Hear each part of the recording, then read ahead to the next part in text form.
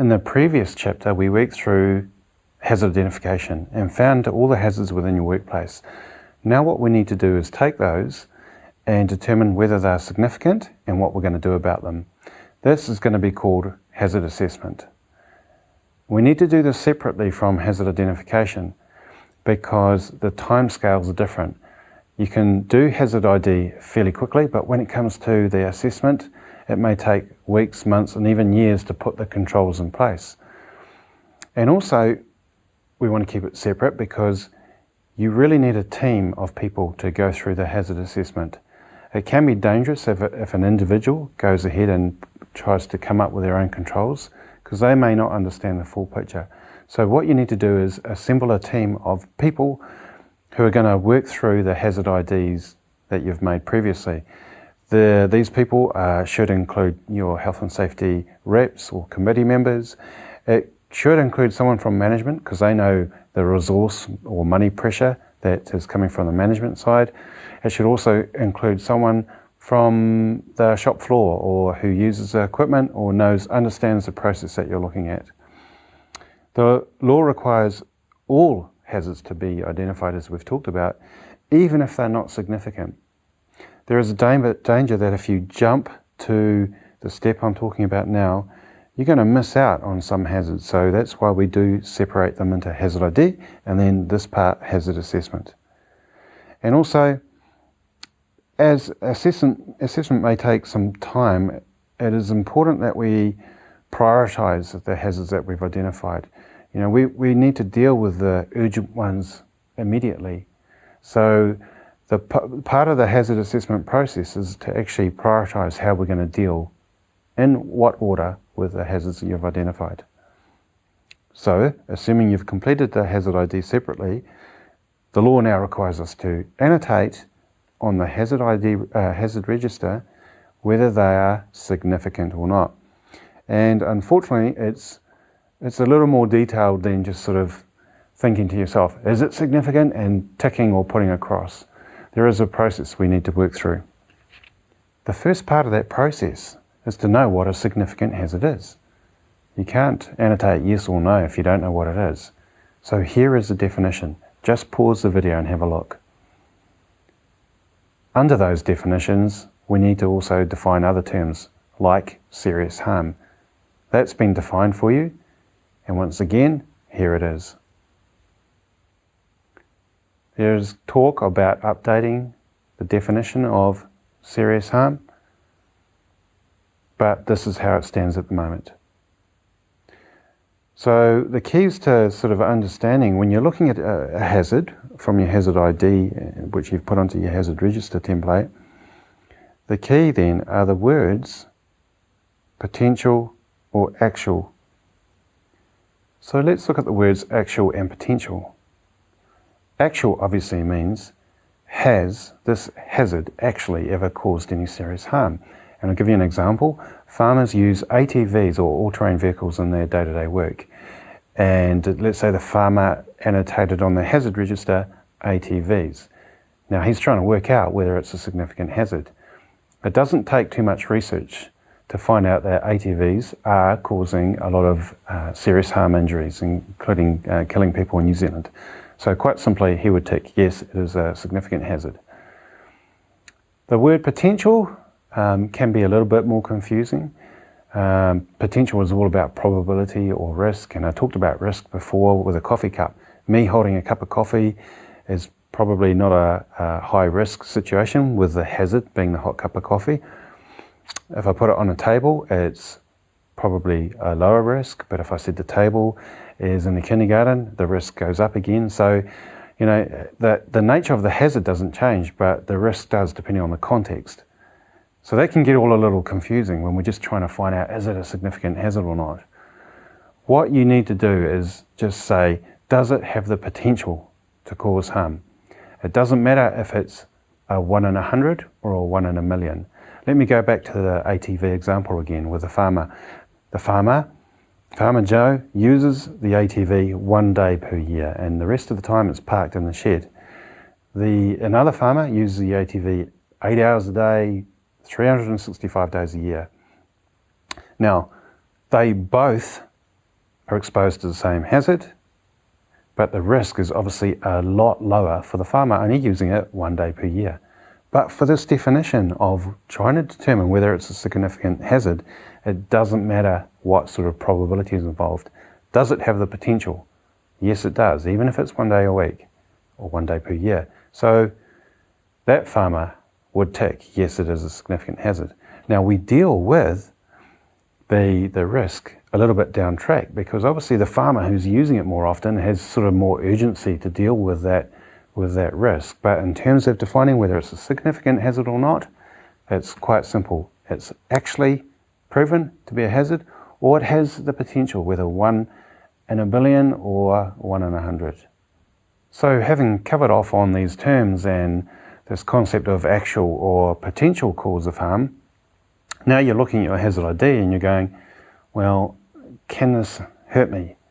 And that can be a little tricky to find, because, you know, with health and safety, safety is usually more apparent. Things happen to you, you know, you're hit by something, or you see something, or you damage equipment.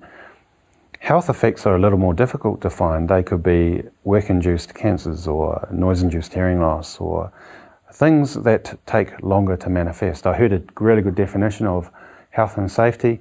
Safety is all about making sure you get home at the end of the day, and health is allowing you to have a healthy retirement. So what we need to do is find a mechanism to working out whether this thing's going to actually hurt you or not. The first step is to look at the hazard information which is available for the agent of harm. Generally, you will know if a hazard in the physical category is significant or not, you know, getting cut or hit by an object. But if you're unsure, you can Google it. Look at the Department of Labour or ACC for specific information on a hazard. So let's take the noise example. In your hazard ID form, the team have written down noise as a hazard, and you have transferred it to the hazard register. Now we have to determine whether it's a significant hazard or not. And how do we do that? What noise level can actually harm an employee? Is the noise in the workplace a long continuous background noise like in a factory, or just a peak noise, say at an airport?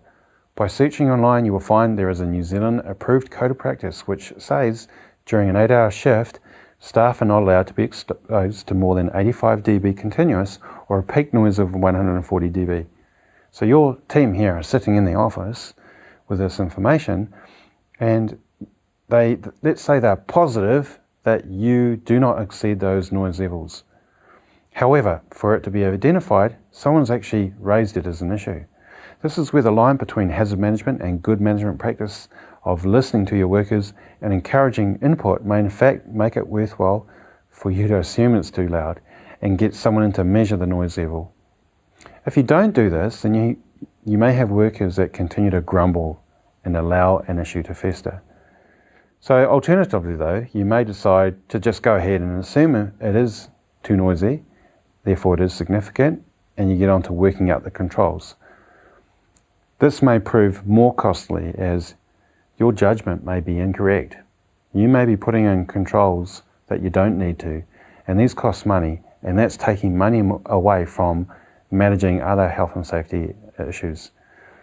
And also you may be over controlling the hazard. For the noise, it may just be a little bit too loud, so you may not need the complete grade 5 air defenders. You may need just a lower level grade 2. And grade 2, you know, you can communicate with your workers, you can hear warning alarms. So grade 5s may introduce actually more issues than it was worth. So in this case, your team decide that they're going to get somebody in, and I would recommend that you always do that. Baseline with some scientific data, measure if you have a problem. That way you can justify any cost or not spending any money on certain areas to your employees. What if you're dealing with a chemical hazard? Let's say an employee noted that dyes could be the hazard from a printing press. The team then started looking for information once again and found there was a whole document from the Department of Labour on the hazards around a printing press. Dyes can contain solvents that can cause long-term damage, But the document also talked about cleaning chemicals as well. The great thing about this type of research is that you might find the bulk of the work has been done for you, and all you need to do is action the recommendations. And conversely, if you decide not to action the recommendations, you need to document why. Because if things go wrong and you're investigated, they'll be asking you, why did you not put in what was known good practice? If you've got good reason, you might have a leading edge solution, then just make sure you document why you're not following sort of recommendations. So then the next step is to look at the actual chemicals you are using within this printing press example. And let's say you find isopropyl alcohol is a chemical that you're using. Can it hurt you? How much? How are you going to find this out? Well, this information can come directly from your suppliers in the form of a safety data sheet. Basically, all suppliers are required to give you information about the chemicals that they're providing, and in New Zealand it's done in the form of this format called a safety data sheet. On it, it's fantastic. On it, it'll have the chemical, the supplier obviously, the types of body parts it can affect, if it is a significant hazard, what to do in emergency, how to administer first aid. And in this case, let's say you're reading through the isopropyl alcohol, you say, okay, it is a significant hazard. Okay, we can annotate, yes, it is a significant hazard, and then you've actually got your controls already in place to go. For any particular hazard that you will come across, there is ample information on the internet describing how to deal with that particular hazard. We are in the information age today, and the whole saying information is power, I sort of don't agree with that, because we all have information at our fingertips, but the gaps between the rich and the poor, for example, is getting larger.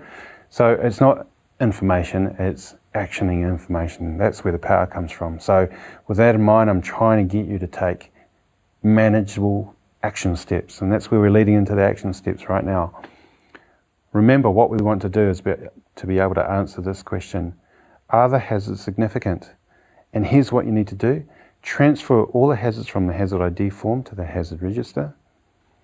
Annotate if a hazard is significant by, within your task or job or process or trade or industry, determine if this hazard has resulted or has the potential to result in serious harm. Check the Department of Labour website. Use safety data sheets. Call in external consultants if you need to baseline and measure to confirm whether you do have a hazard. Right now, please take the time to work through your hazard register and annotate which hazards are significant. From there, we're going to move on to the next chapter and work out how to control them.